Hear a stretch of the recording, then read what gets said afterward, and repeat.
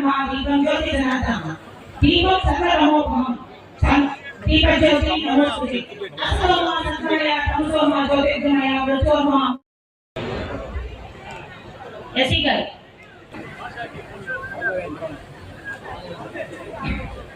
సభకు నమస్కారం. ఈరోజు ఇక్కడ వచ్చేస్తున్నా ఇంకా ఇంకా ముందుకు ఎదగాలని కోరుకుంటూ అభినందన తెలియజేస్తున్నాం. మన గౌరవనీయ రాష్ట్ర మంత్రి వర్యులకు చిరు సత్కారం ఆ వెంకటాచలపతి. చరిత్రలోనే ఒక గొప్ప రోజు 2023 జనవరి 27న ఒక చారిత్రాత్మకమైన రోజు, ఒక చారిత్రాత్మక ఉద్యమానికి పునాదులు వేస్తూ భావితరాల అభివృద్ధి కోసం ఊపిరి పోస్తూ నారా లోకేష్ గారు యువగలం పాదయాత్ర మొదలు పెట్టారు. అది ఆ యువగలం ప్రారంభం కావడం నిజంగా ఆంధ్రప్రదేశ్ అదృష్టంగా భావించాలి. ఆనాటి పరిస్థితి, ప్రజల్లో తెలియని ఆందోళన, ప్రశ్నార్థకంగా మారిన అమరావతి, ఆగిపోయిన పారిశ్రామిక ప్రగతి, దిక్కుతోచని స్థితిలో యువత, ఉపాధి అవకాశాలు, గిట్టుబాటు ధరలు లేక అల్లాడిపోతున్న రైతాంగం, దళితులు, బీసీలు మీద దాడులు, అన్యాక్రాంతమైన ప్రభుత్వ ఆస్తులు, పెరిగిన దౌర్జన్యాలు, ఇవన్నీ కలిపి ఏమైపోతుందో ఆంధ్రప్రదేశ్ అని ఆందోళన ఉన్న ప్రజలకు నేనున్నాను అంటూ ఒక ధృవతార ఆ రోజు వెలిసింది. అదే మన యువ నాయకులు లోకేష్ బాబు గారు. ఎమ్మెల్యే గారు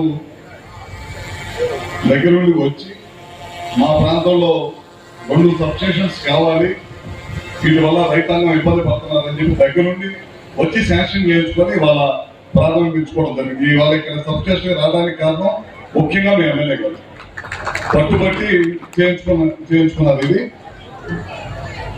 దాదాపు ఇవాళ 2 సబ్స్టేషన్స్ ప్రారంభిస్తున్నాం. ఒక్కో సబ్స్టేషన్ 3.5 నుంచి 4 కోట్ల రూపాయలతోటి ఆ ప్రాంతంలో చుట్టుపక్కల ప్రాంతంలో రైతాంగానికి ఇబ్బంది జరగకూడదనే ఉద్దేశంతో ఈ 2 ఇచ్చాం. దీంతో పాటు డిఈ ఆఫీస్ కావాలని అడిగారు. దాదాపు అది కూడా 4 కోట్ల రూపాయలతో డిఈ ఆఫీస్ ఇచ్చాం. అది కూడా ఇవాళ ప్రారంభిస్తున్నాం. దాదాపు 6 నెలల్లో దాన్ని కూడా కట్టి వినియోగంలోకి తీసుకొస్తాం. ఇందాక ఎమ్మెల్యే గారు మాట్లాడుతూ అన్ని విషయాలు కూడా చెప్పారు. ఒకటి ముఖ్యంగా ఒక సబ్స్టేషన్ కావాలన్నారు. కిసాన్ సెట్ దగ్గర 33 kV సబ్స్టేషన్ కావాలన్నారు.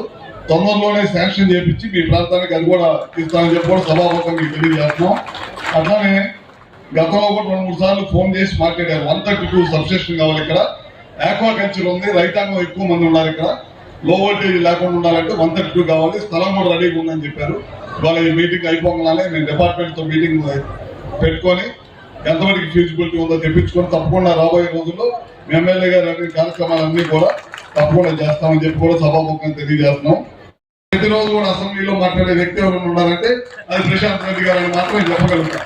ఎందుకంటే ప్రతి సమస్య మీద కొత్తగా ఎమ్మెల్యే అయిన తర్వాత కూడా ఓ సంవత్సరం పాటు కాన్స్టిట్యున్సీ అవగాహన పెంచుకొని ఏ సమస్యలు ఉన్నాయో అన్ని కూడా తెలుసుకొని ప్రతిరోజు కూడా మంత్రుల దగ్గరికి వెళ్ళి మీ కాన్స్టిట్యున్సీకి సంబంధించిన రిప్రజెంటేషన్లు ఇచ్చుకుంటూ అన్ని కూడా శాంక్షన్ చేయించి మళ్ళీ ఆ మంత్రిని పిలిచి ఓపెనింగ్ చేయించుకుంటూ మళ్ళీ ఇంకా కాన్స్టిట్యున్సీ బాగా చేయాలి, మంచి పేరు తీసుకురావాలనే ఉద్దేశంతో ఎమ్మెల్యే గారికి కూడా మరొకసారి ధన్యవాదాలు తెలియజేసుకుంటూ 33 kV సబ్ స్టేషన్లు 2 ఓపెన్ చేసేదానికి మంత్రివర్యులు రావడం చాలా సంతోషం.